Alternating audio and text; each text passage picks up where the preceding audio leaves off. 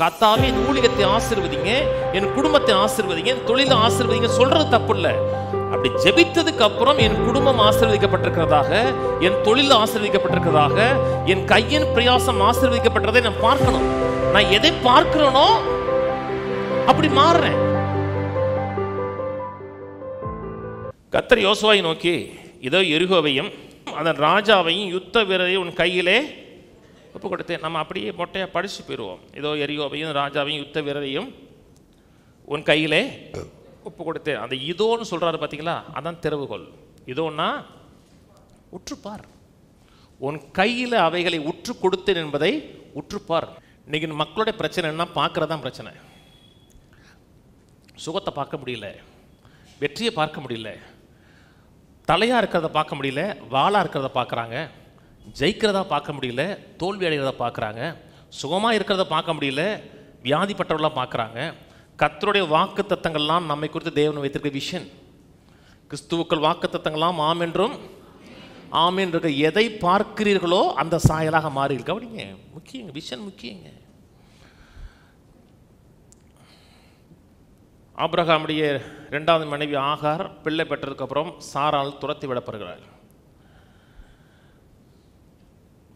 தாகமாக இருக்கிறாங்க. அப்போ வயசு 17-18 வயசு, குழந்தை கிடையாது.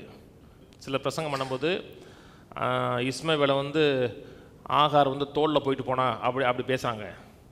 அப்போ அவனுக்கு கிட்டத்தட்ட 17-18 வயசு. அவன் பெரிய ஆள். ஏன்னா அப்போ ஈசாக்கு 12 வயசு, 12-13 வயசு. அதுக்கு முன்னாடி அவன் பிறந்தவன். அவனுக்கு கிட்டத்தட்ட 18 வயசு. அப்போ பிள்ளை சாகிறதை நான் பார்க்க மாட்டேங்கிறான். அந்த வசனத்தை காமிங்களேன்.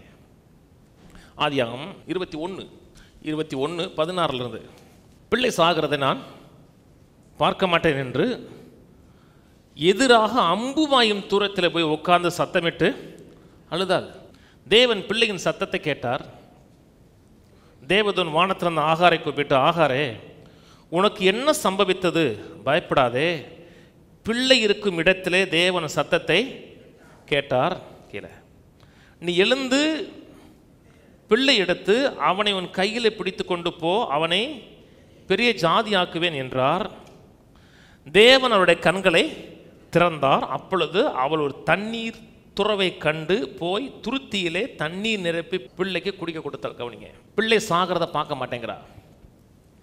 அப்படி டிசிஷன் எடுக்கணும். நாங்கள் என்னுடைய திருமணம் தோல்வி அடைகிறத நான் பார்க்க மாட்டேன், நான் வறுமை அடைகிறத பார்க்க மாட்டேன், நான் ஏழையாக இருக்கிறத பார்க்க மாட்டேன், நான் சாகிறத பார்க்க மாட்டேன்.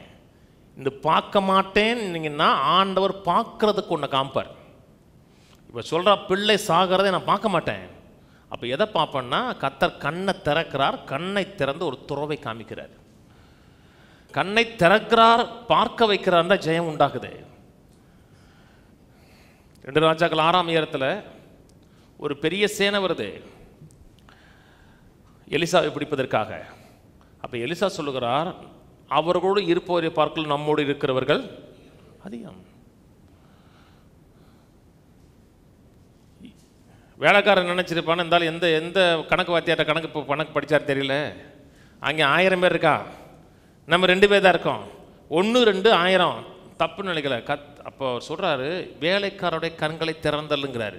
தன்னுடைய கண்ணை திறக்கணும்னு சொல்லலை, அவனுடைய கண்ணை திறக்கிறாரு. அந்த இடம் முழுதும் அக்கினிமயமான தேவ தூதர்கள் இருக்க பார்க்குறாரு. எதை பார்க்குறோமோ அப்போ தைரியம் உண்டாகுது. பிசாசு பார்க்குறதை பார்க்கும் பொழுது பயம் உண்டாகுது. தேவன் நமக்கு காமிக்கிறதை பார்க்கும் பொழுது தைரியமும் விசுவாசம் திட நம்பிக்கை உண்டாகுது. 2 காரியம் சொல்லி முடிக்கிறேன். எபேசியர் 1ஆம் அதிகாரத்தில் அப்போஸ்தலனாகிய பவுலுடைய ஜெபம் இருக்கு. மக்களுக்கு சுகம் வேண்டுமென்றும் நிறைவு வேண்டுமென்றும் நல்வாழ்வு வேண்டுமென்றும் அவர்களுக்காக ஜெபிக்கல. தேவன் என்ன ஆயத்தம் பண்ணி வைத்திருக்கிறாரோ ஆயத்தம் பண்ணி வைத்திருக்கிறதை அவர்கள் காண வேண்டும் என்று ஜெபிக்கிறார். சுகம் ஏற்கனவே ஆயத்தம், நிறைவு ஆயத்தம், நல்வாழ்வு ஆயத்தம், நலமான குடும்பம் ஆயத்தம். இவைகள்லாம் நம்ம சம்பாதிக்க வேண்டிய அவசியம் கிடையாது.